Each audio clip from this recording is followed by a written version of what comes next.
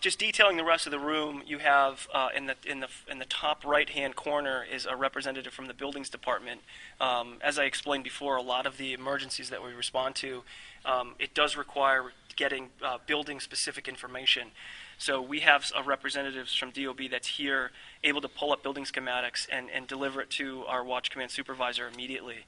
And then in the other two stations, those are our watch commanders who are on today, and they're monitoring either a specific borough or a specific emergency or both. They're listening to scanners. We're plugged into NYPD, FDNY EMS. So if they're hearing something where they think we need to know a little bit more as to what's going on, we'll send out, as I described, one of our CICs, our citywide interagency coordinators, who will respond out to the scene and will relay information back to the watch commander or to the watch command supervisor. And of all days, this has been a couple of weeks getting this together because you never know when there's going to be an emergency. I pictured us sitting in a room and all of a sudden the phone rings and you got to go. Uh-oh, an emergency. I mean, emergencies are like that. Yeah, it's, 1 minute it can be really quiet and the next minute you have a commercial airliner landing in the Hudson River. Yeah. Or a helicopter crashing in the East River. Right. I've seen enough of those. As a matter of fact, I go back in New York with the Pan Am building, the helicopter that crashed off and that was the end of landing on the Pan Am building. Sure. Here in the city. Now, there's a commercial going right now, but this is a big news day worldwide because Gaddafi supposedly has been killed. That's what I've seen in the news, yes. It's been on the news. So this could prompt some sort of reaction in New York. It might. Again, it could be. It's not something that the Office of Emergency Management would be involved in unless there was a specific request from another city agency for us to provide some support. But yeah, potentially there could be. How often do you get let's go back to Hurricane Irene a little bit and the earthquake. What happened on that occasion? Did they need a response from you? Did they need your help? And how did it? Me specifically? You specifically, but the office as well. Okay. Was there a need for Office of Emergency Absolutely. Management? Absolutely. So what we helped to coordinate the entire operation. As you know, we evacuated Zone A, which was the low-lying areas. So we opened up shelters. We sheltered people in New York City. It's the first time that New York City has done this before, so it was a huge undertaking, and we helped to coordinate the entire operation. I mean, that's through the help of FDNY and NYPD. All right. And of course, the buses were set up to bring people out of the low-lying areas. So that was your role. That was OEM at that point. We have detailed plans that the city has written. We don't share those, with the public, but we have detailed plans that we've written on how to evacuate low-lying areas in Lower Manhattan and how to evacuate nursing homes, dialysis centers, hospitals that are in those affected areas, especially out in the Rockaways. Is there anything you can share with us at this point and without going to some of the evacuation, without? Well, we have to look at the event, multiple hours out, because what happens is it's our commissioner, Joseph Bruno, who makes the recommendation to Mayor Bloomberg by saying, I strongly feel that we need to be evacuating these nursing homes or these hospitals or these these dialysis centers. So it's something that we look at very closely, and we have to be able to pull that trigger in enough time to be able to get all of those people out before, as we call it, ground zero, before the storm actually hits in that specific area. So there's a lot of planning that goes into this, and we made the recommendation to evacuate, and the city did. We evacuated, and we tell people, listen to the experts, trust what we're saying, monitor the news. And if we tell you to evacuate, evacuate. Because if you wait too long, then you might not be able to get out.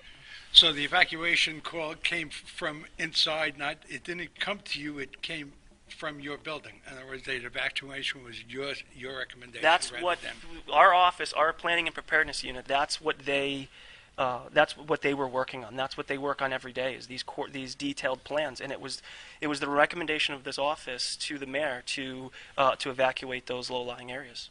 When you look at it now, was that the proper reaction? Was there what happened in low-lying areas? Was it it becomes because I living down in South Carolina for the last few years. When I hear Category 1, you're going about your business and that's it.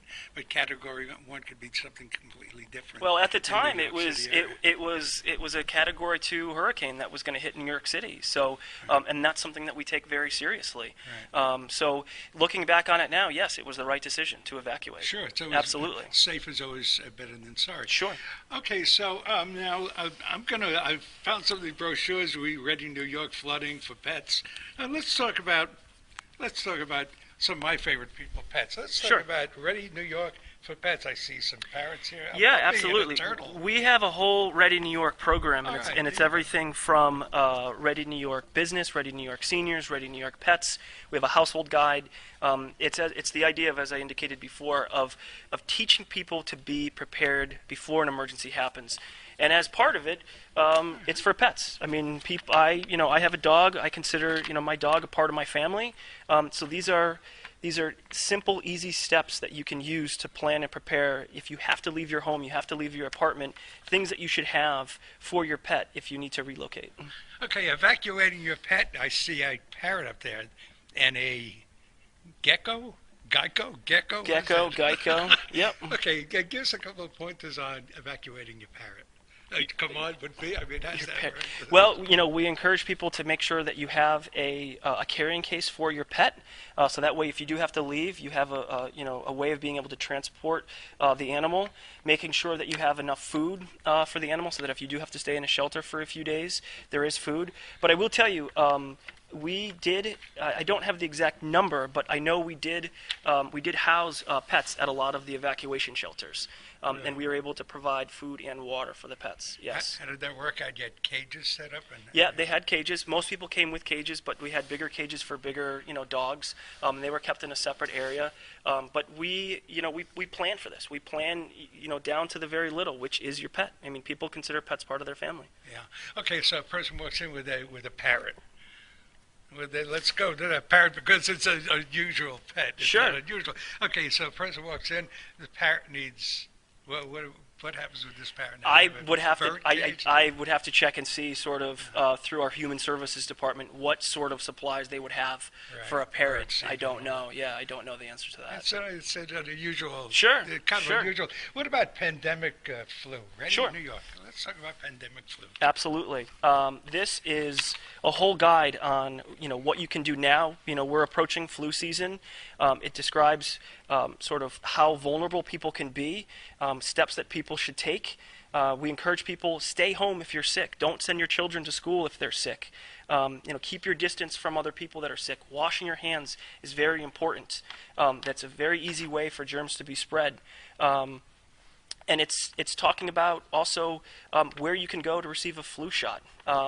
It's important. We're right at flu season right now, and we discuss sort of the signs of flu, what you should look out for: fever, headache, chills, extreme fatigue, dry cough, sore throat, runny or stuffy nose, body aches. All signs that people should look out for if they feel that they're coming down with the flu. Right. Again, give a website where people can sign up. And actually, it doesn't only work for New York; it works for anywhere. This basically it applies to all cities. Well, the best In a way. to get information, all of these guides that we have, you can download from your computer. If you go to www.nyc.gov/OEM, all of the guides that we have, you can download. So everything that we're taking a look at right now, you can view right online. Okay, and again, the address, the website. It's www.nyc.gov/OEM.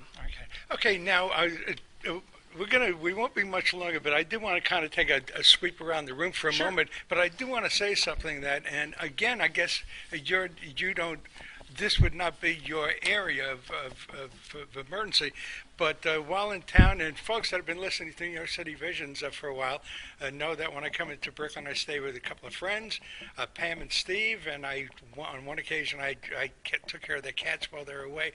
Well, 2 Mondays ago, I think it was October the 1st, October the 3rd, my host, my dear friend I know for so long, she passed away. She had a heart attack, and I called 911, and I'll tell you, it couldn't have been more than 4 minutes before the fire department got there, and the police department got there, and they did all they could. They got there quick, but too late. She passed away. So I want to I don't know that emergency management, but it's emergency, and I do want to take this time anyway to thank New York for Thank you. We appreciate it. some great emergency service on that 911.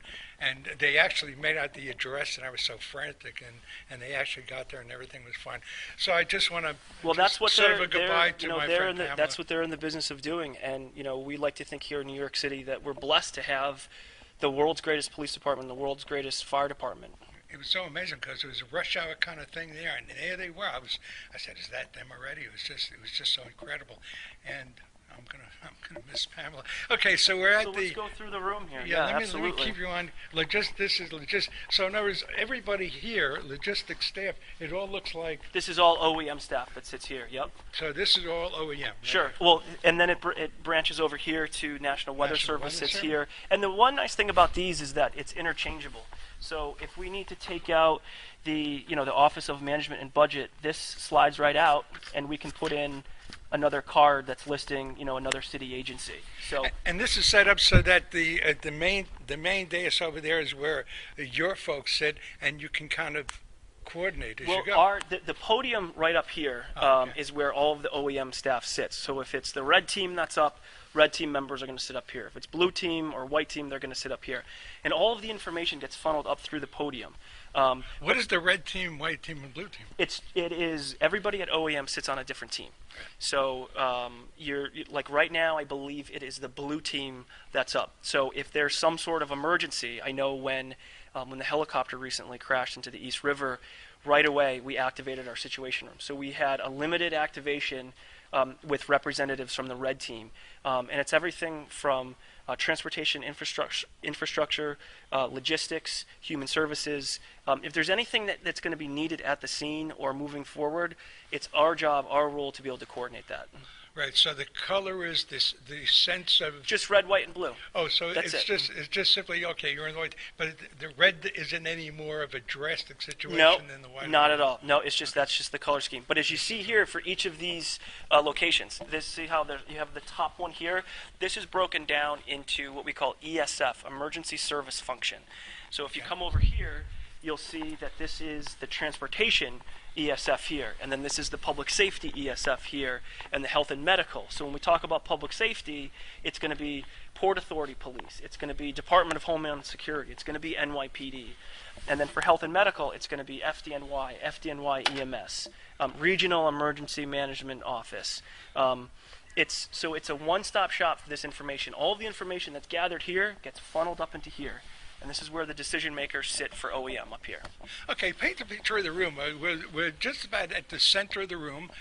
What's the shape of this? Like an oblong kind of thing? Yeah, we call it's the podium, but we sort of refer to it as the boat because it looks like a boat. Is it oblong? It looks like it. Yeah. Okay, so this is where the EOC manager sits. So this is where all the information gets funneled into this individual here. So everybody working here funnels into here. This is kind of like the where all the information exactly, and then it's coordinated from it. And what is give us the size of the room, logistics, and all that. This room can fit approximately 150 to 160 people. Right. It's big. You can, as I said before, you could run the entire city out of this room if you had to. What is the busiest, biggest emergency you've been a part of here at OEM? What's in the field or in the office? In the field, I know. On today, and they're monitoring either a specific borough or a specific emergency or both. They're listening to scanners. We're plugged into NYPD, FDNY EMS. So if they're hearing something where they think we need to know a little bit more as to what's going on, we'll send out, as I described, one of our CICs, our citywide interagency coordinators, who will respond out to the scene and will relay information back to the watch commander or to the watch command supervisor. In old days, this has been a couple of weeks getting this together because you never know when there's going to be an emergency. I pictured us sitting in a room, and all of a sudden the phone rings, and you got to go. Oh, an emergency. I mean, emergencies are like that. Yeah, it's, Yeah. 1 minute it can be really quiet, and the next minute you have a commercial airliner landing in the Hudson River. River, yeah. Or a helicopter crashing in the East River. Right. New York. It might. Again, It could be. It's not something that the Office of Emergency Management would Right. be involved in unless there was a specific request from another city agency for us to provide some support. But yeah, potentially there could be. How often do you get let's go back to Hurricane Irene a little bit and the earthquake. What happened on that occasion? Did they need a response from? Just detailing the rest of the room, you have in the top right-hand corner is a representative from the Buildings Department. As I explained before, a lot of the emergencies that we respond to, it does require getting building-specific information. So we have representatives from DOB that's here, able to pull up building schematics and deliver it to our Watch Command supervisor immediately. And then in the other two stations, those are our watch commanders who are. I've seen enough of those. As a matter of fact, I go back in New York with the Pan Am building, the helicopter that crashed off and that was the end of landing on the Pan Am building. Sure. Here in the city. Now, there's a commercial going right now, but this is a big news day worldwide because Gaddafi supposedly has been killed. That's what I've seen in the news. Yes. It's been on the news. So this could prompt some sort of reaction in